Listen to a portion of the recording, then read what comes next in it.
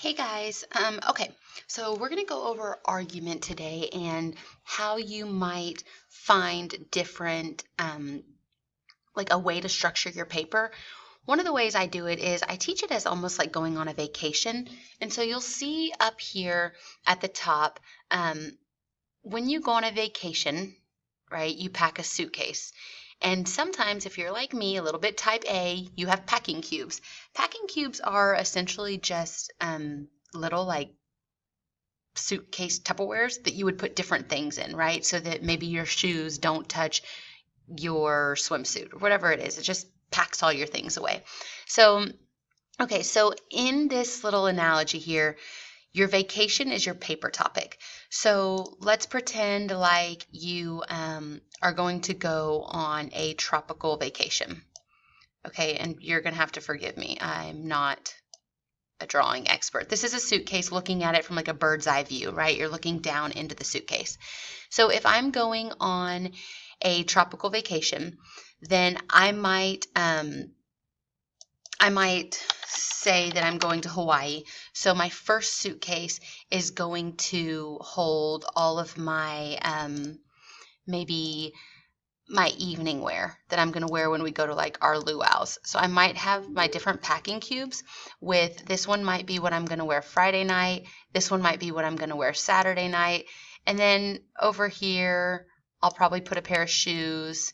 And then right here, let's see, what would I wear? I'll probably have some wedges. That's a wedge. Okay. Yes. So I have these things. These are not necessarily touching, but they all are in my like evening wear suitcase, right? So then I probably have another suitcase because who can fit everything in one? This suitcase is going to be my daytime wear, right? So here I'm going to have maybe a packing cube with my swimsuits, maybe a packing cube with my shorts, and then maybe here I have my my flip-flops, and then I don't know, what else might I wear during the day? Maybe I have a whole packing cube of like, I don't know, swimsuit cover-ups, or maybe I have one with sunscreen in it. Whatever it is, this is my day wear, right? And then because we are flying to Hawaii, I have another suitcase that is going to be my carry-on. Okay. And in this suitcase, I want to make sure that I have my laptop's going to go in there. I'll probably have, these are my headphones all tangled up. I'll probably have some kind of charger in there. What else might I have in my carry-on? Definitely going to have some snacks because I'm a hungry kid. Okay, there's my snacks. 3 different suitcases, but all with one theme, right? It's a tropical vacation. So no matter what, when you open these suitcases, you can tell that I'm going somewhere tropical. My evening wear is still thematically connected to my type of vacation. My day wear, you would not open this and find a sweater because thematically that wouldn't work with the type of vacation I'm on, right? So that's the idea there. So when we think of our vacation as our paper topic, we want to think of it as what might we be writing a paper about? Okay, so let's say we're going to write a paper about friendship. Nope, sorry. Also, you will figure this out about me very quickly. I don't type well. Okay, so friendship. We are going to have a suitcase for our friendship paper topic, right? And up here you can see that I said suitcases are source categories or source types. This one, for the sake of me running out of room, we're just going to have 2 suitcases. So source types. So what type of source might you use if you were going to write a paper on friendship? I'm not sure what acronym you used in E2, but here we like to use chore. So C is our current events. H is our historical examples. O is our outside world. And outside world really just means like things that are happening to you that may be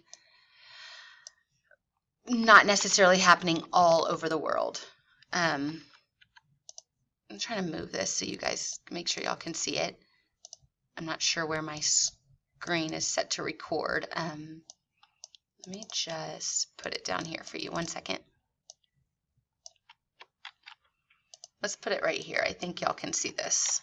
Okay, so current events, history, outside world, and then when we get to R, R is reading. You're probably pretty familiar with putting literary examples in your text, and then E is experience or personal examples.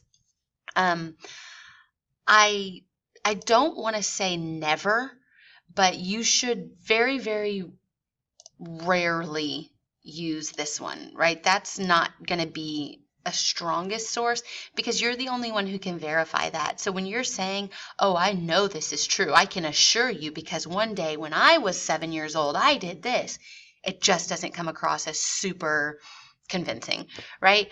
Reading is also good, but we tend to put a line right here, and these tend to be kind of not so great, and these tend to be a little bit better because reading it's hypothetical.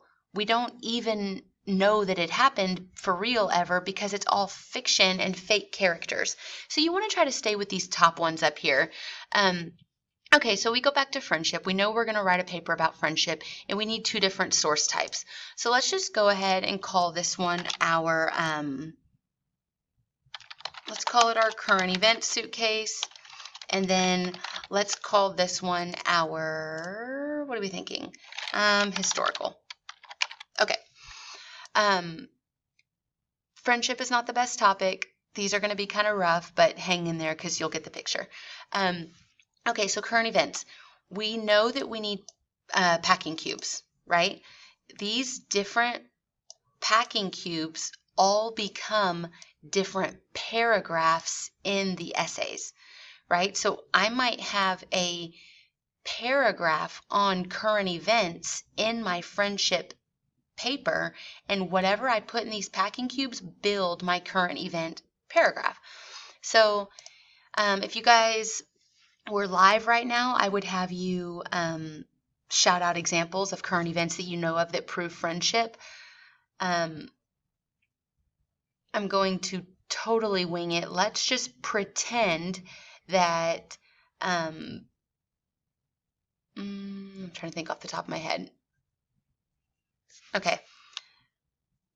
New direction. Instead of friendship, let's do enemies because I feel like I'll do better with that. Okay, so let's go enemies. So current events right now, what's happening that shows some kind of enemies? Well, let's pretend like there are 2 countries that you know of that are fighting, okay?